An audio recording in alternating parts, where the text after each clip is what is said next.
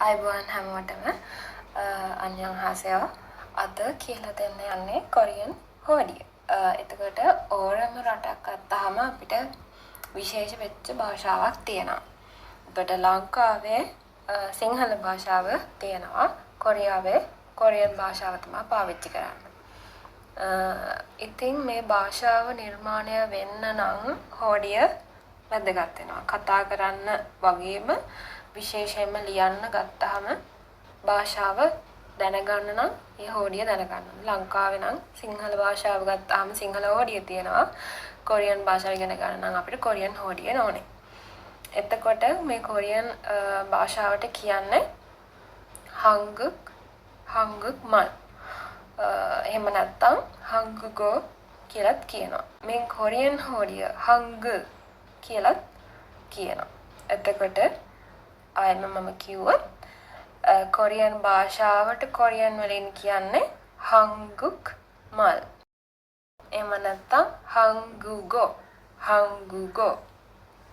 එහෙම නැත්නම් කොරියන් හෝඩියට හංගල් කියලාත් කියනවා. මේ කොරියන් හෝඩිය නිර්මාණය කරලා තියෙන්නේ සෝජොන් රජතුමා විසින්. සෝජොන් වං තමයි මේ කොරියන් භාෂාවේ මේ දැනට පාවිච්චි වෙන හංගල් කියන කොරියන් හෝඩිය නිර්මාණය කරලා තියෙනවා. එතකොට කොරියන් හෝඩිය ප්‍රධාන කොටස් කීපයක් තියෙනවා. ස්වර, ව්‍යංජන, ඒ වගේම හල් ලකුරු කියලා. ස්වර තියෙනවා මූලික ස්වර 10යි, සංයුක්ත ස්වර 11යි. ස්වරත් තියෙනවා ස්වර ගත්තාම ස්වර තියෙනවා මූලික ස්වර 10යි, සංයුක්ත ස්වර 11යි. මූලික ස්වර 10යි, සංයුක්ත ස්වර 11යි. ඒකෙන් ස්වර ගාන මුළු ස්වර ගාන 21ක් තියෙනවා. ව්‍යංජනත් අනු කොටස් දෙකකට බෙදෙනවා. මූලික ව්‍යංජන 14ක් තියෙනවා. සංයුක්ත ව්‍යංජන 5ක් තියෙනවා. එතකොට මුළු ව්‍යංජන ගාන 19යි. ඒ වගේම මේ හල් ලකුරු හැදෙන්නේ ව්‍යංජන වලින්. කොරියන් හෝඩිය ගත්තාම සම්පූර්ණයෙන් මුළු ස්වරයි ව්‍යංජනයි සේරම එකතුව 40ක් තියෙනවා. මුලින්ම ඉගෙන ගමු කොරියන් හෝඩියේ තියෙන මූලික ස්වර. එතකොට මූලික ස්වර තියෙනවා කියලා මම ඉස්සර වෙලා කිව්වා 10ක්. ස්වර කියන්නේ මොअम. මූලික ස්වර කියන්නේ කිබොන් මොअम. එතකොට මූලික ස්වර ලියද්දී ප්‍රධාන වශයෙන්ම පෑන අපි හසුරවන විදියක් තියෙනවා. පෑන දිශා දෙකකට තමයි හසුරවන්නේ. පළවෙනියටම ඉහළ සිට පහළට. ආයේ වමේ සිට දකුණට. මේක තමයි පෑන හසුරවන සම්මත දිශා දෙක. මීට වඩා වෙනස් විදියටත් කට්ටිය හසුරවනවා ඇති. හැබැයි හරිම විදිය ස්ටෑන්ඩඩ්ම එක තමයි ඉහළ සිට පහළට පාවිච්චි කරන එක සහ වමේ සිට දකුණට පාවිච්චි කරන විදිය. මේක තමයි හරියට කොරියන් අකුරු ලියද්දී අපි පුරුදු වෙන්න ඕන විදිය. දැන් මම කියන්නම් මේ මූලික ස්වර 10 මොනවද කියලා. ආ, යා, ඔ, යෝ, ඕ, යෝ, ඌ, යු, යි. ඒක තමයි හරියට කොරියන් අකුරු ලියද්දී අපි පුරුදු වෙන්න ඕන විදිය. ආ, යා, ඔ, යෝ, ඕ, යෝ, ඌ, යු, යි.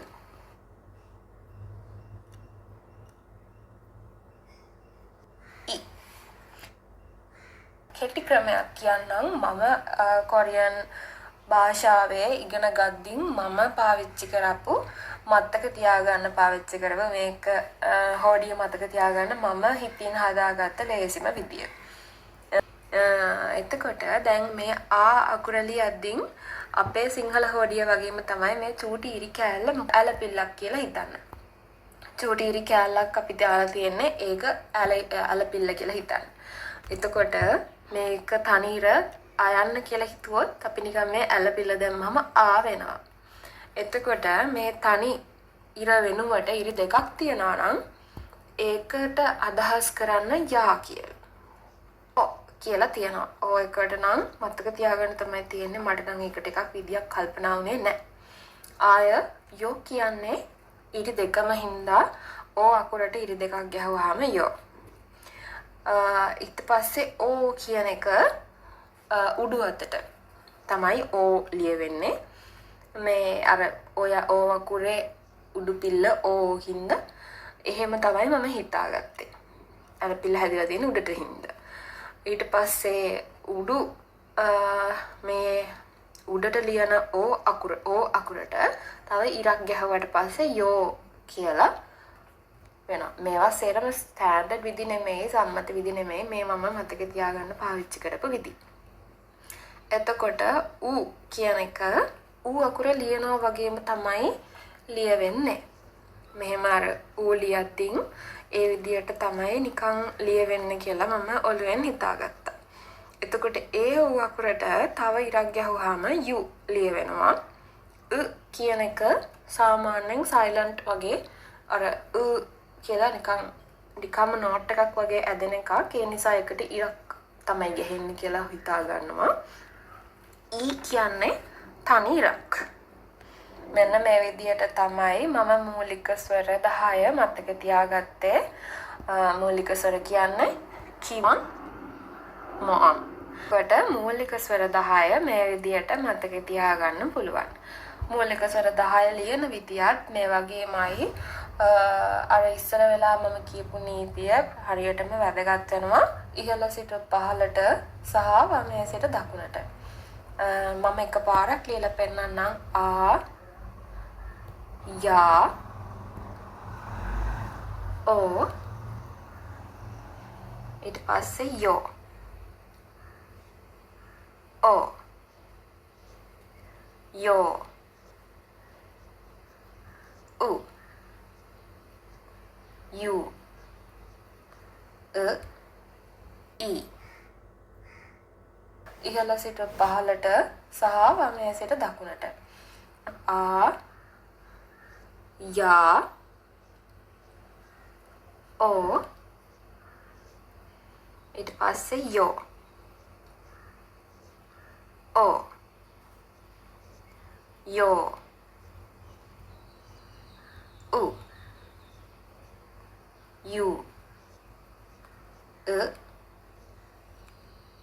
ඊ. එතකොට මේ විදියට ස්වර 10 සහ උච්චාරණය වෙන විදි ටික මතක තියාගන්න පුළුවන්. මේ ටික කීප සැරයක් ඒ කියන්නේ කොලයක් අරගෙන 10 සැරයක් විතර කිය ලියද්දී මේ ටික ඔළුවට යනවා. සහ ලියන විදිය මතක තියාගන්න කොහොමද පෑන හසුරවන්නේ කියලා. අපි පෑන හසුරවන්නේ කොහොමද කියලා පොඩ්ඩක් ඔළුවට දාගන්න. දැන් එහාට ඉතුරු ටික හරියට කරගන්න පුළුවන්.